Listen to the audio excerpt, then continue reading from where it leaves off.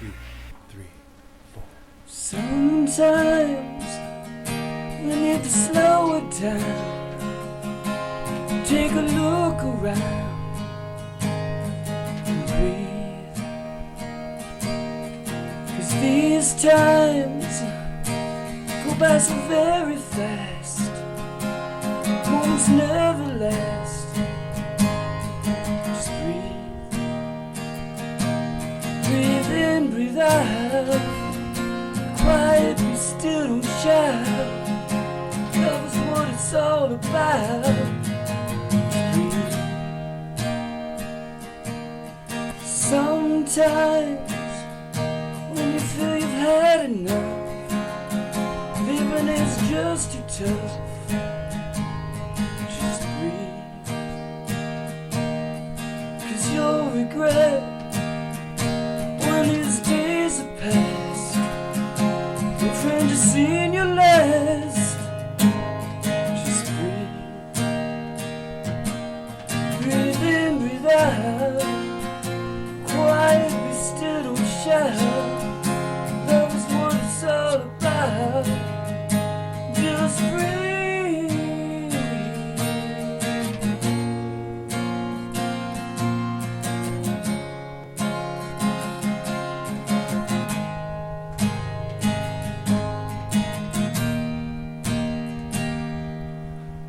Breathe in, breathe out. Love is what it's all about. Be quiet, be still, don't shout. Just breathe. Just love. Just love. Just love.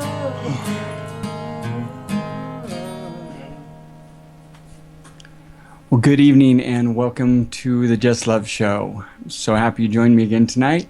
Want everyone to take a deep breath with me.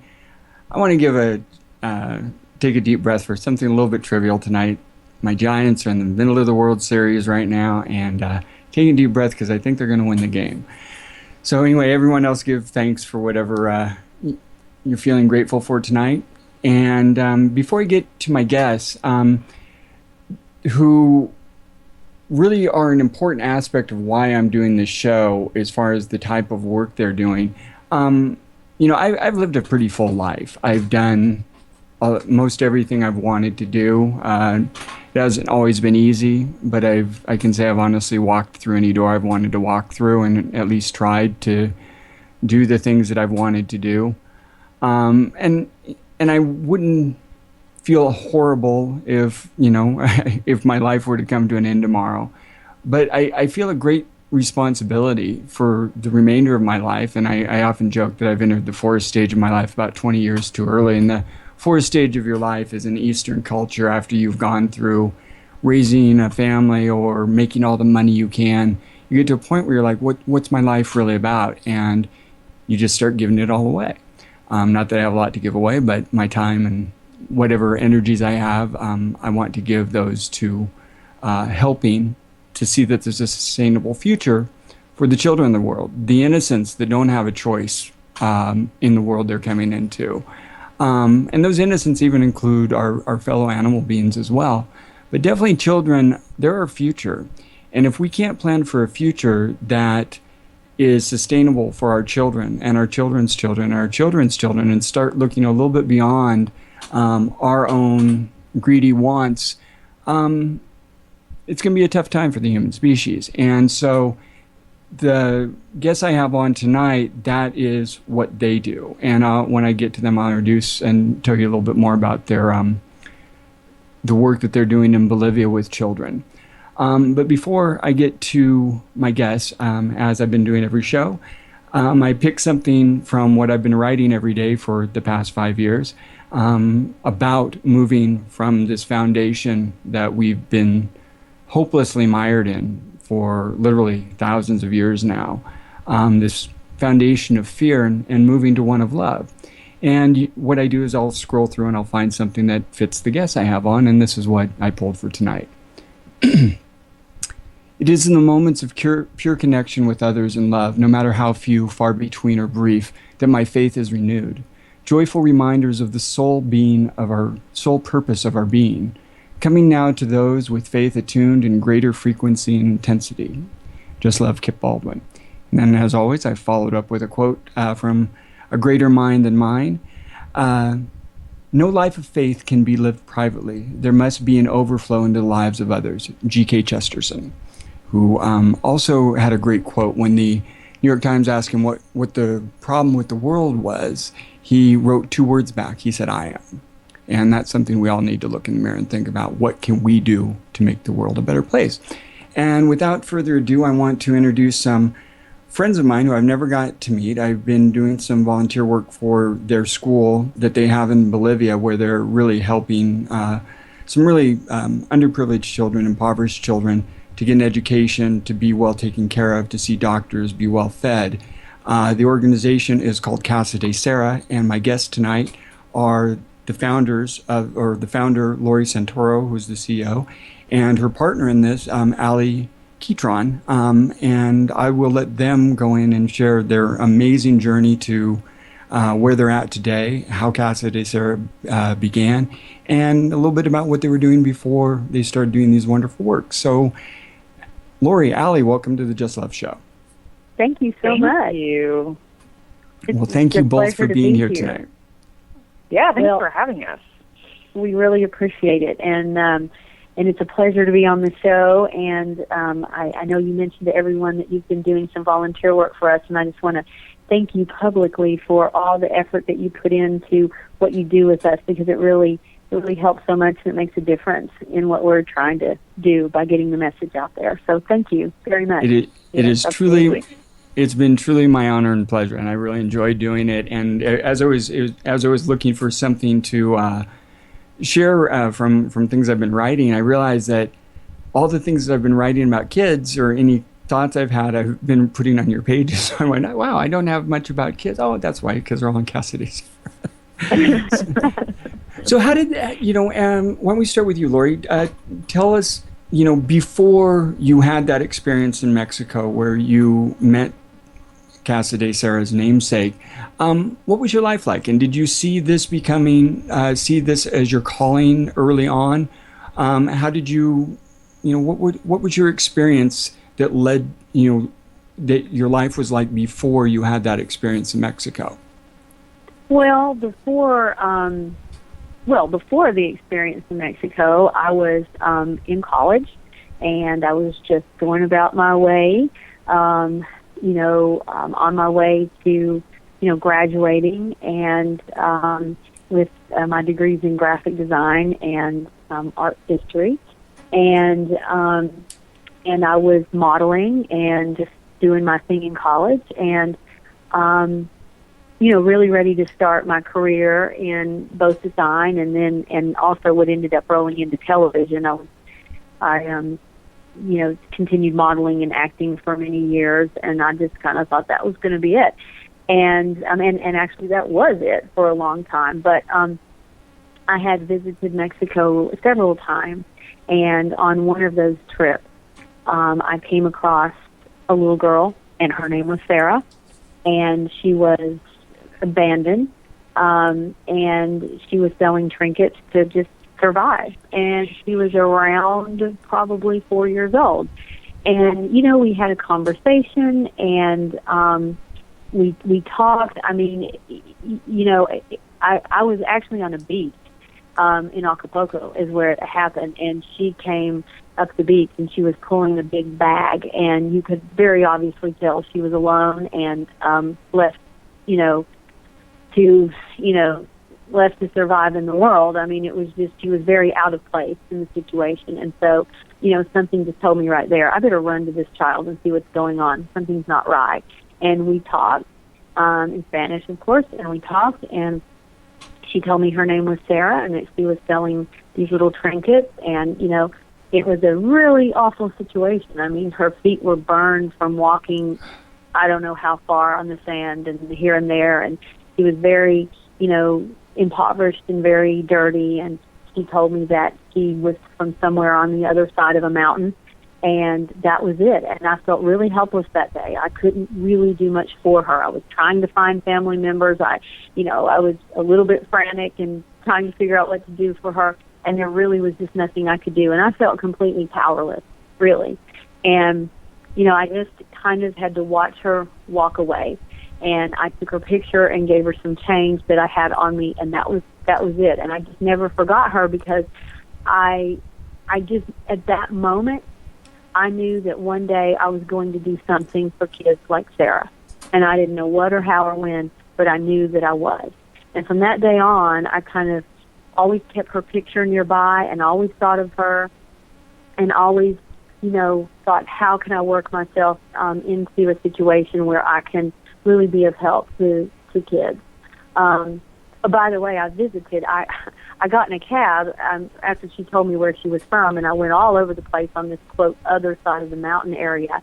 It was very impoverished in a very terrible situation. So I just wanted to throw that in there, that I actually went to where she said she was from. So, but anyway, I came back home, and I went on with my career, a short career in graphic design, and then went back into television and stayed in that career for 15 years. And then my husband and I found our way to Bolivia in the year 2000 to adopt our first daughter. And we were there for several weeks, and through that experience and being in, another situation where there was just, massive amounts of poverty and impoverished children and disturbing situations, I told my husband that when I came home, I was going to quit television and I was going to start a nonprofit that I always wanted to do to help kids. It happened in Bolivia because through that trip, I was there so long, I got to know so many people, and I got to, dig my way into some projects even during our adoption, and kind of get a feel for what I thought that I wanted to do. And just because I made contacts and it seemed to be the right place and the right time, that's what I did. I came home with a husband and a new baby and left television and started Casa de Sara, and really started from nothing, like nothing, like with a book on how to start a nonprofit, and that was it, because it wasn't my background to do it. And so that's sort of the beginning of it all. And of course I named it Casa de Sara in honor of Sarah from Mexico, who really planted the seed of love and caring and desire to do something for children in my heart. Well, now, when I was reading about it, you were sort of directed there by some Canadian tourists, and it obviously wasn't Casa de Sara yet, and you came across this place that needed help. What was it like before, and is that the same place that became Casa de Sara? Well, yes and no. During the adoption, we had gotten our daughter, and she was in an orphanage, and we got her, and we were going through that whole process, and it was a big process because she was sick when we got her, and there were a lot of things going on with that. But one day, while being at the orphanage where she came from, I ran into some Canadian college students who were there kind of on their own mission trip, so to speak, doing projects across Bolivia, and they mentioned another place in town that was just in an absolute horrible condition. And so I said, well, I want to see what's going on over here at this other place. And so I went with them, and true enough, it was a horrible, horrible situation. 35 kids living just in a back alley, dirt road, awful, hidden away situation, no food, no running water, no, nothing sanitary, many abuses that were going on there that we uncovered, and many, many horrible things. And so it was really at that moment, honestly, that was kind of the beginning of Casa de Sara, because that was the moment I said, this is, no, I cannot walk away from this. And I thought about Sarah, and although I didn't really walk away from Sarah, I was helpless to do anything in Mexico. This time I decided, well, we're going to push through this and find a way. So we got together and I called the adoption agency that we were working with our adoption back in the U.S. I told them what was going on, and I said, you got to help me. I'm going to start doing something, and I'm going to start doing it right now, and you have to be the first donor. And they wired $1,000. They just trusted me to do it, and they wired $1,000. And with the $1,000, we got a doctor to treat all of these kids. We built a bathroom. We got food. We got medicine. And it wasn't easy because we were going out there in the middle of the night to do it in a very dangerous, crazy part of town. And oddly enough, it was sort of like my zen, because during the day I was really had my hands full with the baby and trying to deal with all her issues. And I told my husband, I've just got to go do this. I've got to go do this. For these kids, for my daughter, for everybody, I just have to do it. And so the Canadian college students and I really, we budgeted this $1,000. We got the taxi drivers that we had met when we were there to help us. We uncovered several things. There were many, many abuses going on. There were young girls there pregnant that the director had gotten them pregnant. There were some horrible things going on there. And so it didn't really end with just fixing up the orphanage and helping the kids. It ended with the director getting thrown in prison. And, the project and the push to get all of that shut down went on even after I came back to the United States. But we really got the wheels in motion. And so right then and there, I call that really the first project of Casa de Sara, because that's really kind of where it began.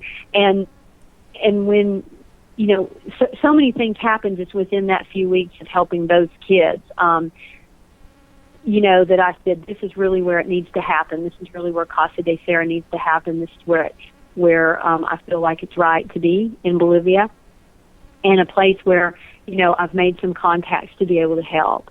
And so we did it. And I've kept up with actually some of those kids to this day that were there, and followed them and helped some of them along the way and get that particular place shut down. And when I came home from that trip is when I started Casa de Sara.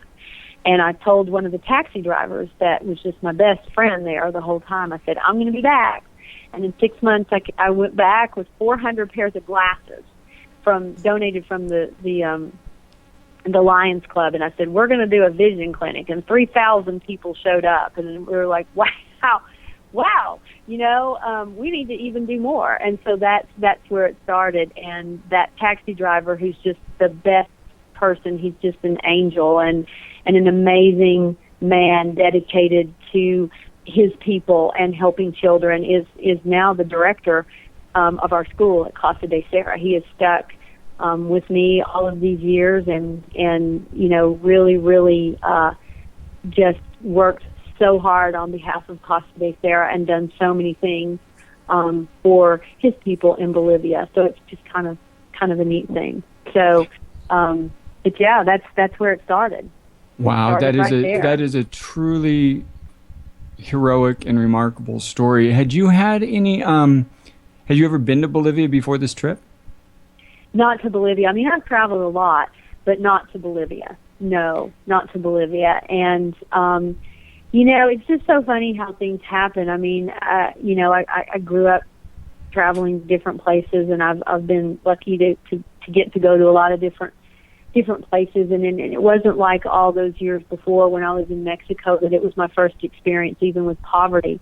But it's so funny that how sometimes there can just be one person that speaks loudly to you without even speaking at all, if you know what I mean. Absolutely. And I just kind of think they're sort of like earth angels, and that's sort of like what Sarah was. I mean, she, in my mind, really told me a lot that day that I wasn't even aware she was saying. And, I just knew. I just knew. And that's where my life went. And so it's been, a hard, Casa de Sara's been going 15 years, it'll be 15 years in May, and it's been a very hard 15 years. You gotta love doing it, or you just can't. Working in a country like Bolivia is very, very difficult on so many levels. Funding is difficult. Everything about everything is difficult. But at the end of the day, you just kind of know you're making a difference in someone's life, and you're never going to be able to help or save everybody at all, even though you want to. But you just pick a little piece of the world and try to make it a little bit better. And that's what we're doing at Casa de Sara, just trying our best to take a little piece and make it a little bit better. Well, it's amazing work you're doing, and you definitely had angels looking out for you. If you're in a country, Bolivia obviously isn't the worst country in South America, but definitely when you were there, it's changed a lot since then, is my understanding. And you're really fortunate. I mean, it's amazing even getting the former school head put in jail, the fact that there was no backlash or anything. You definitely had guardian angels looking out for you. Yeah. Well, I tell you, in 15 years, I've got some big stories about Bolivia. I've been in some very rough places and even the prison there, and, had some very bizarre and crazy encounters, and come across a lot of things in 15 years, from diseases to, being in dangerous situations to, all kinds of stuff. Bolivia isn't like sort of the quote worst, and I don't know if it's that anything's worse or better, or it's just a highly impoverished country. I mean, the people there are just beautiful, wonderful, deserving people. And they're proud people and basically happy people and really wonderful people to work with. They're just living, for the most part, at least, especially the people we work with, in highly impoverished situations. But they're appreciative, and it's, I'm pretty sure that in all these years I've learned way more from them than they have from me. But it's been a great exchange, and it's always a learning process every day. And it's just really kind of an honor to be able to help them. And I've just, it's just what I do. It's just what I do now. That's all. I mean, it's what you are. It's just, that's what it is. That's really what it is. So, we just go day by day, and there's a lot of ups and downs, and but we just do our best that we can for everybody that we can. And we have it started out, I mentioned those glasses and the first vision clinic we did. It sort of started out the first couple of years being a medical thing. We did a lot of clinics and helped people that way, and did a lot of humanitarian aid, and then kind of realized that that's great, but you have to monitor things a little bit better than that in places like Bolivia, and you have to really make sure that the people in need are really getting things. And sometimes you don't, when you're just leaving humanitarian aid behind here and there. Sadly, you just don't. And so it became really obvious that we needed to have our own programs that we ran and that were under our direction, and that we could monitor both for the people that were receiving aid and for the donor, that was responsible for giving us things. And so that's when the school started, because we felt like, well, the best thing that you can do is educate people. If you have that, you can get rid of a lot of other problems. So, there's a really interesting story on how that began. But to just move on with what we do, we have our school, and we really specialize in early childhood education. It's really important in Bolivia for several reasons, which I can go into if you want me to. But please, and also if you feel like sharing the interesting story, I'd love to hear it. Okay, well, I will come back to that. But we have our school, and we have our Sarita program, which is a college scholarship program for young women in the community. Mm-hmm. It's turned out to be one of our best programs, because we take these very impoverished young women in the community, young girls, while they're still in high school. And generally the high schools they're going to are the public schools, which for the most part are less than adequate in every way. So they don't really have what they need to be equipped to go to college. But we get them in there, and we work with them, and we get them to where they need to be, and we give them opportunity, and they test into either college or university. Sometimes it's miraculous that they do, but they do. It takes a lot of work, and then they continue to work in our school as a teacher's assistant while they get their degree. And there's a lot of rules and regulations to that, and some of them make it and some of them don't. But honestly, most of them do, and they go on to be teachers and then go on.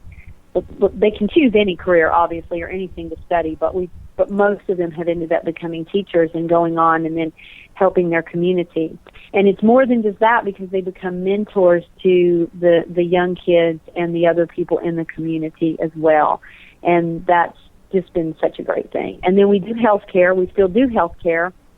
But because we're so busy with the school and the kids in the school, we now sort of limit our health care and our health care education to our community of kids and families, instead of like the whole city like we used to do. So, and nutrition is a big part of what we do as well. We feed our kids in the school, and they receive vitamins, and that's really important for the kids that we work with, because they definitely don't have balanced meals of any sort at home. They're all, malnourished on some level, either micromalnutrient nourished. I'm not saying that right tonight. I'm sorry, but or just malnourished in general. So it's usually a vitamin deficiencies.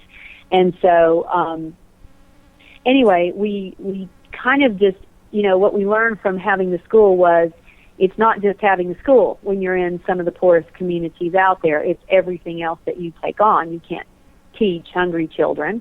You can't teach sick children.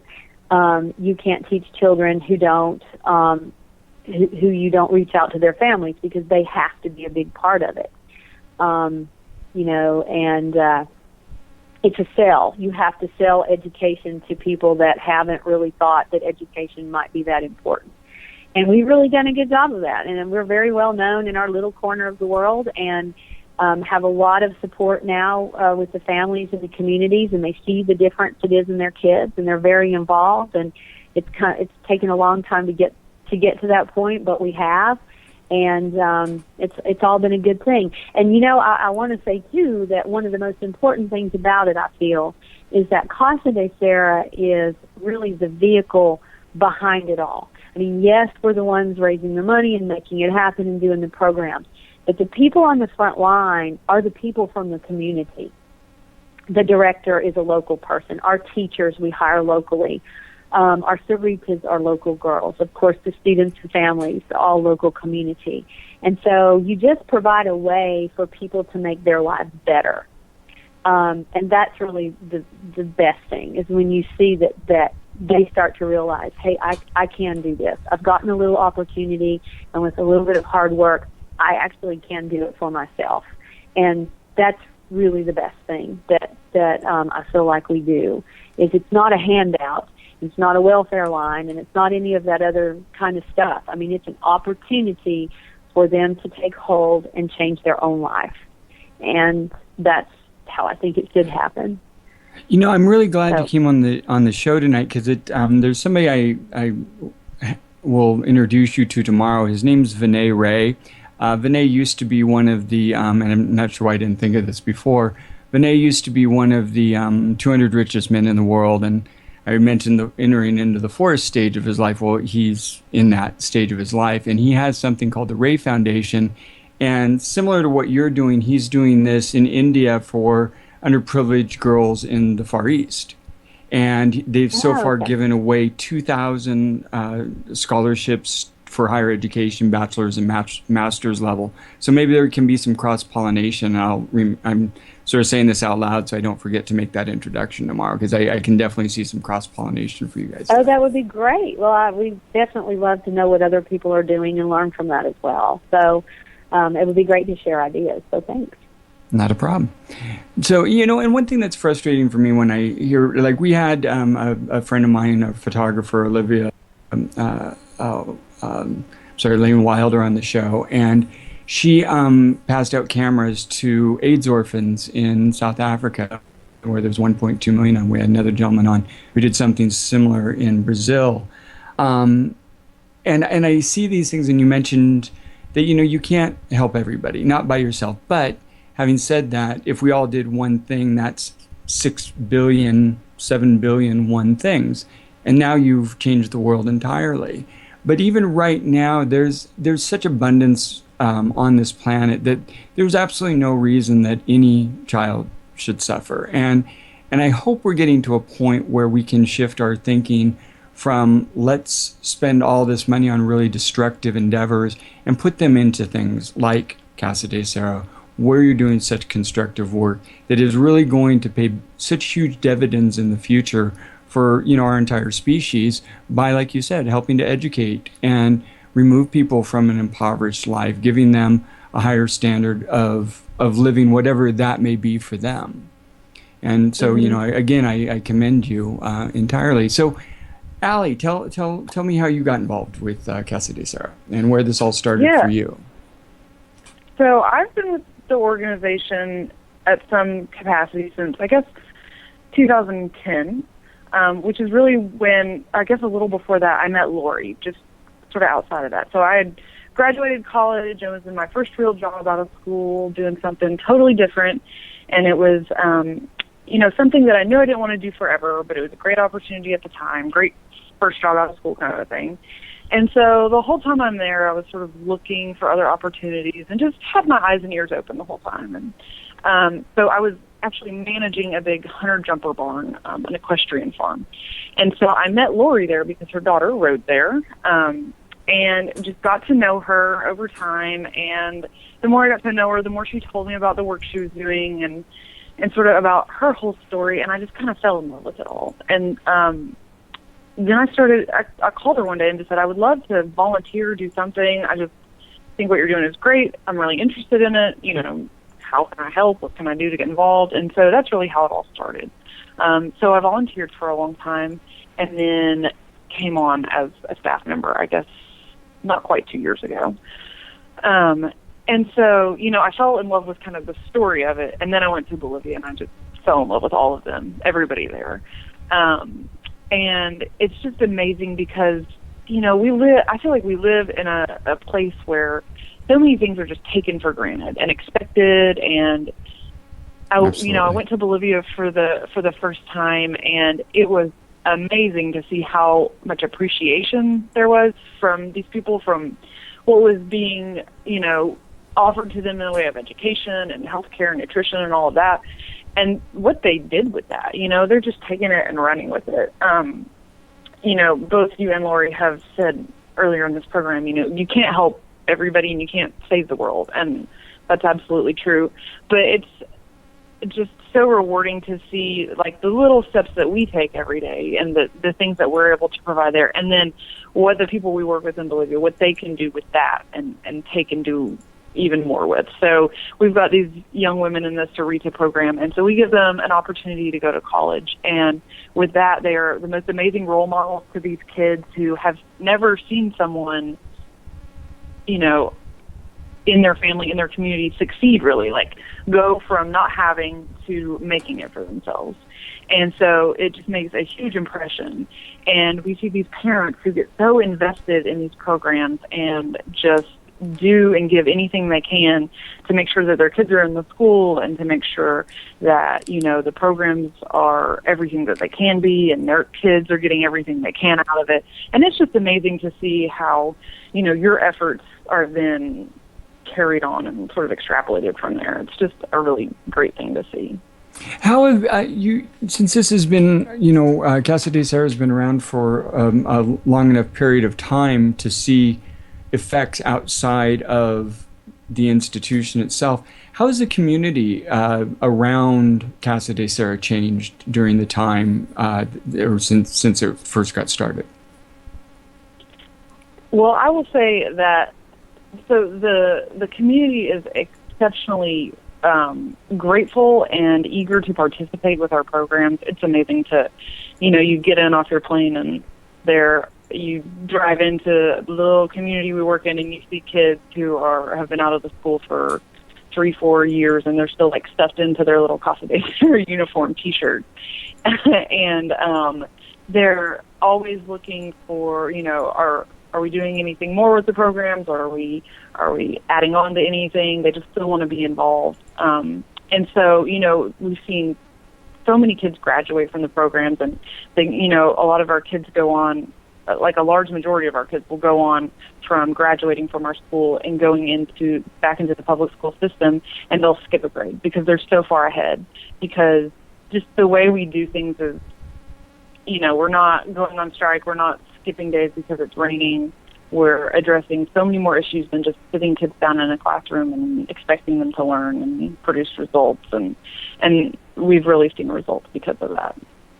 What about your experience with Casa de Sara in Bolivia, specifically separate, because you have an interesting background as far as a degree in political science, international studies, having spent time in Southeast Asia, Central America. What drew you specifically to what Casa de Sara was doing, and what differentiated what was going on in Bolivia as to what made it different as to the other countries that you'd visited around the world?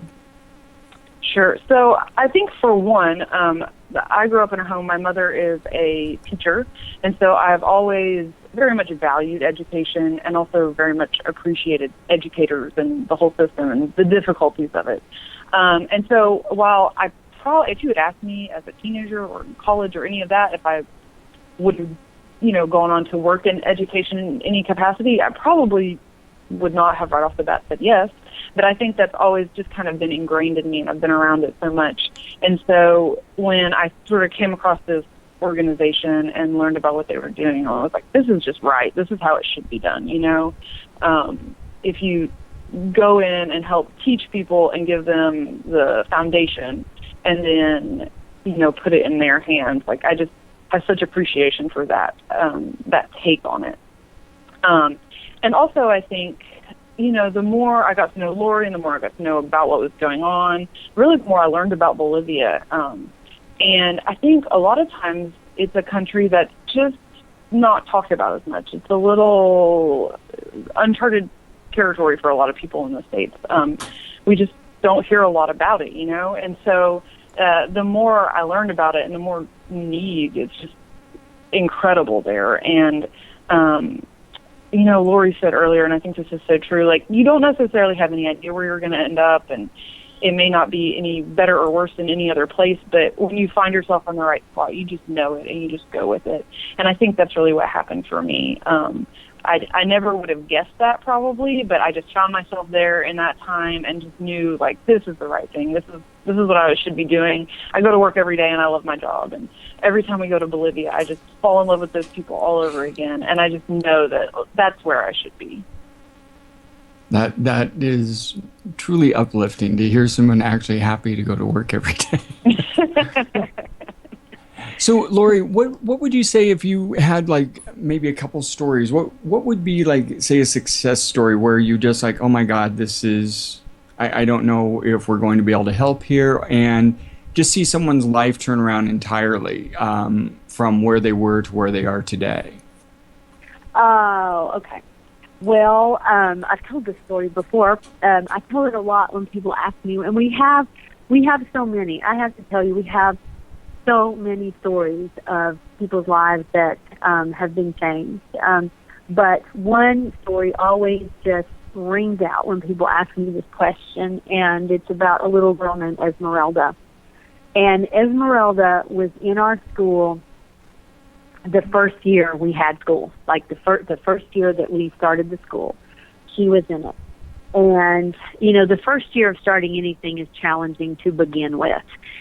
You're just trying to get all the kinks out. You're trying to figure out, what's working and what's not. And then you throw a kid like Esmeralda into the mix. And Esmeralda was much older than she should have been for kindergarten. But Esmeralda was, her mother had a lot of special needs, and so did Esmeralda. And Esmeralda has a chronic form of malnutrition. She is, she has some mental disabilities, which I'm not even sure we've ever decided what they were or are. And she just lived in a situation where she was not exposed to very much at all, ever. And so her mother finally, decided, I guess, Esmeralda needs to go to school. So she brought her to Casa de Sara. And Esmeralda was absolutely, and I'm not kidding, out of control. She could not function in any way. She could not sit at a desk. She could not use a fork or a spoon, and that's actually not uncommon. We have a lot of kids that come in and they don't never even use a fork or a spoon, but it scared her to use a fork or a spoon. She didn't even know what she was doing. She could not socialize. She could not mix in with the kids. She was just literally, we had our hands full with Esmeralda. But we knew that when she came to us, it was a fairly desperate situation, and we needed to figure out every and any way possible to help this child, or nothing was ever going to really turn around for her life. So that year was incredibly challenging, especially for our teacher, who had Esmeralda in her class every day, because, again, just getting Esmeralda to sit at a table. In one of our classes, we have round tables. We have to share with the other kids and do group projects. Very difficult for her. Any little thing that happened, any little thing, if the pencil rolled off the table and fell down, it was a full-blown come apart for 30 minutes. I mean, so lots and lots and lots of emotional and physical challenges for this child. We spent a year dealing with the nutrition problem. We spent the year dealing with all the parasite issues. We spent a year dealing with doctors coming in trying to evaluate what is the problem. We spent very, very immense amount of time just trying to get her used to just living like people live, going to school. I mean, it was just, starting from literally square one. In fact, maybe negative square one. But I have to say that just no one gave up on Esmeralda. And sometimes it was like, what are we going to do? But little by little, Esmeralda began to really just bloom like a little flower. It was a very slow process. It was nearly a 5-year process that she stayed in kindergarten. But for her, it was an amazing change. She's a child that mentally will never probably, have the same kind of high school diploma that everyone else has, but she began to slowly come out of her shell. She began to be able to interact with people, eat with a fork and a spoon, learn how to use a pencil, write her name. In fact, write more than her name, but do simple math and writing by the time that she left our school. She began to literally function. And the biggest thing I always say, and it may sound like a small thing, but it isn't, is Esmeralda became happy. And she had friends, and she had a life. And when it got to the point that she just literally could not be in kindergarten anymore, I mean, she just out-aged the whole thing by so far, we sent her to a school that we found, and it was fairly far away, to a special needs school for 2 years. And she received extra help there. And Esmeralda today is still in the neighborhood. She is functioning. She has a little job. Now, is she fully functioning to, like a regular person in high school would do? No, she isn't. But for her, I mean, and she's got some disabilities that will forever keep her from that. But she's functioning, she's happy, she can read, she can write. And I say happy a million times because this child was not when she came to school. There were so many things. And she's living a life.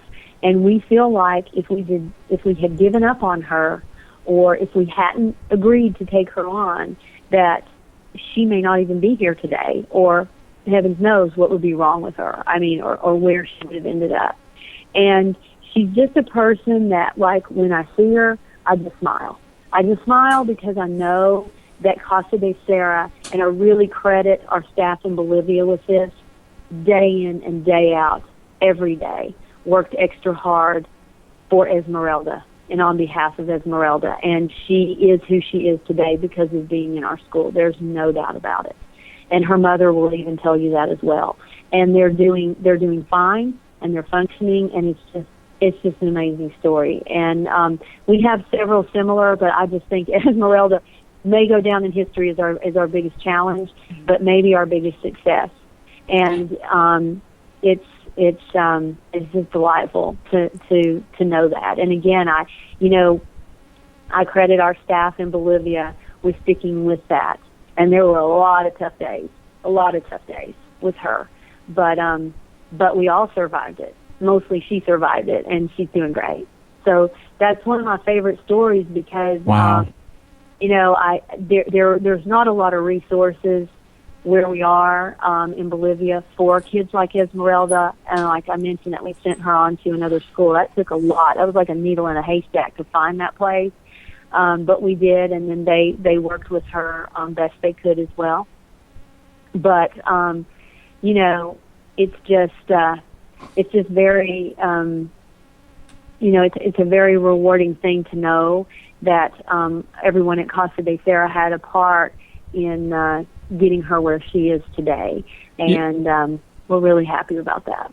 I tell people all the time that, and I talk and I work with people all over the world, and there is nothing in my life that makes me feel as good as knowing that I've helped somebody. I mean, I wish that you could put that into a syringe or a pill or whatever and make people understand how good it feels just to help someone else. I mean, there's nothing, even a small thing, just a casual gesture, but when you're able to change somebody's life and help them and uplift them, I can't think of a better reason to be alive. And that story just so encapsulates what how much good one person can do in the world when they put their mind to it by putting this organization together. And even if nothing else had happened, just even the saving and the helping of that one girl is just such a tremendous accomplishment.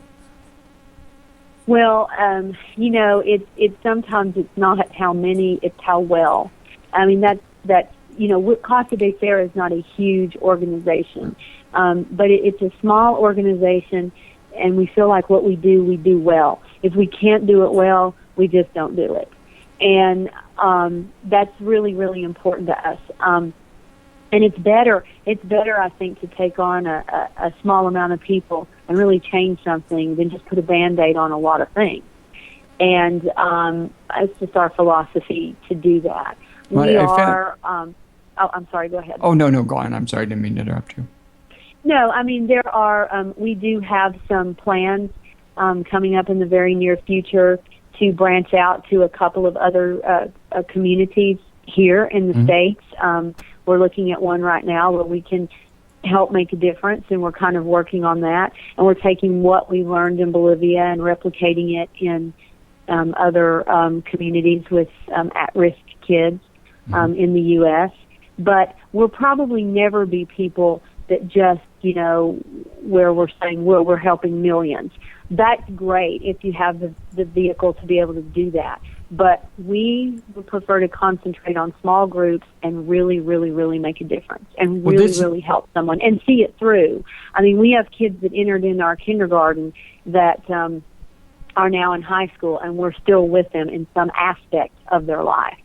Whatever it is, we're still helping them through certain parts of their life, doing this, doing that. Some in the very near future will end up being our Cerritos. So we will have had them from starting in kindergarten. In another couple of years, a couple of them will be ready for, the Cerrito program. So it's not that we just go in there and we do a few things and we leave and that's it. I mean, we really try to stick with it, really try to make a change. And in turn, what we see is they make a change for other people. And then it's a domino effect, and that's what you want to have happen. At least I think so. Well, it's funny. I ran across this great quote while we were talking. It's actually on the Ray Foundation's page. We can't do great things in life. We can only do little things with great love, and that was from Mother Teresa. And I think it's so perfect to this conversation. One thing, and I want to make sure you have time to tell everyone how they can help and get involved, and see if I can tell this story really quick. I had sort of a Sarah moment a few years ago. Marilyn, my wife and partner, we were sitting on the couch in Vallejo, and we were involved in producing this really a high-stakes television show. It is all about the medical marijuana industry in California. It was really stressful, and I'd settled into, it was Memorial Day weekend, I remember, and I'd settled in to watch television. I think I was watching Rachel Maddow or something, and all of a sudden I looked out on my deck, and my deck was about 6 feet off the ground, and I see this little girl climbing over the railing on my deck, and I was literally like, thought I was hallucinating. So then I turned to Marilyn, I'm like, do you see a little girl climbing over the railing on her deck? And sure enough, here's this little 4-year-old girl standing on my deck in her pajamas, peeing all over the place, saying, can you help my sister up? Here's her sister on the other side of the deck. I still don't know how she climbed up there, so I helped the 6-year-old up too. Now I've got these 2 little girls here. I'm going, oh my God, what is going on here? So I start, where do you live? And similar to your story, they're like, over the hill. I'm like, that's not helpful. How did you get here through the brush in front of my house?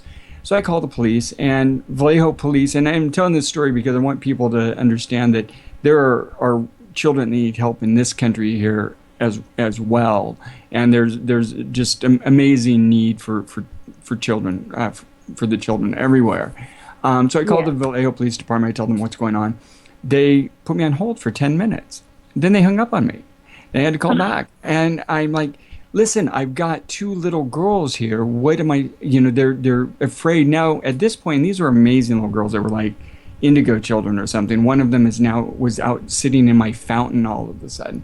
So finally, they put me on the phone. They've got the foster mom. They're like, can we give the foster mom your address? I'm like, great, perfect, please. So foster mom shows up. And now I've got the little girls pretty calmed down. I've given them popsicles, and they're sort of chilling out. They're playing with my cat, which was amazing. They ran through my house to find my cat. Foster mom comes in. These girls start inching out towards the deck. I'm going, what's wrong? They're like, we're not going with her. She's mean to us. We're not going with her. We're not going with her. And I'm like, you guys come back in. I can't help you if you don't tell me what's going on.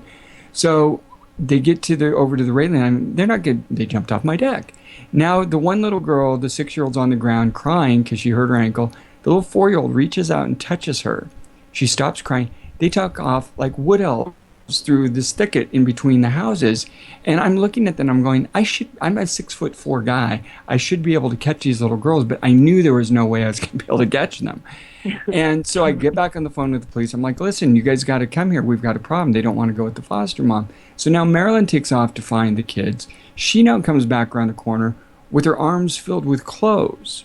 I'm like, what is going on? She's like, they took off all their clothes. They're now running around my neighborhood naked. They get down on a deck. Marilyn finally tracks them down. One of our neighbors threw a blanket down to cover them up. The police finally come. Police act like they couldn't be bothered. It was like a parking ticket. They don't know me from Adam. They didn't come in and check anything out. Nothing. These little girls would not go with the foster mom, so Child Protective Services had to come. As they were getting ready to leave, the little girl, Miriam, the 4-year-old, just beautiful children, puts her hand up against the glass.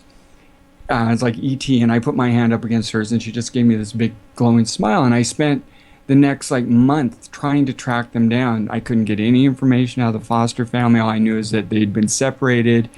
They also had a little brother that was in the care system. I had no idea how they got there, and there was nothing I could do to help them. And I tried. And anyway, that's my Sarah story. It's very disturbing when that happens. You know, you think about it for years. You know what? Yeah. Well. So how can everyone get involved and help Casa de Sara? Well, you can definitely go to our website, which is casadesara.org, and look there, and you can definitely find us from there.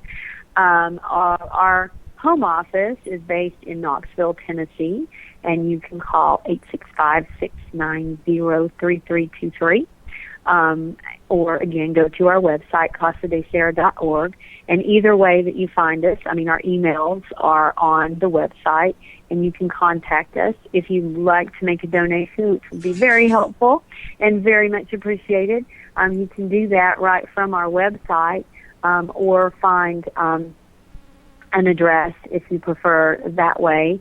And we have information about our programs, of course, on the website and what we're doing. And we'd love for people to sign up for our newsletter, and we can keep everybody updated as to what we're doing. And that's it. So we really encourage everyone to go and look and see more of what we're doing. And please call or email with any questions. And we'd love to talk to everybody that's interested or would like to find out more. Well, thank you both for being on the show tonight. I really appreciate it, and it's just been a huge honor getting to hear your stories and share all of your good works that you're doing. And I hope that from being on the show that people reach out and really look at what Casa de Sara and other organizations are doing. And any way you can help children, we have to. So I'm going to let you introduce the song and give it a little bit of history to close out the show. And again, thank you both for being on the show. You've just been amazing guests. And if you'd like to introduce the song, Lori, that'd be awesome. Well, it's called Rosita Pochi, and it's just a song that for some reason always gets played when we show up to our school in Bolivia. It's a Chiquitano song, and we have a lot of kids who are Chiquitano Indians in our school, and it's a very popular song there. And I don't know, sometimes Allie and I will just flip it on in the office and just, dance around the desk if we have Mentally to. transport to Bolivia. Yeah, exactly. Well, I appreciate you both sharing. Sorry. Oh, go ahead. No, I was going to say, I appreciate you both sharing it with us. And could you stay for a couple seconds after the show just so we could wrap up? Absolutely. Thanks Great, for thank having you. us.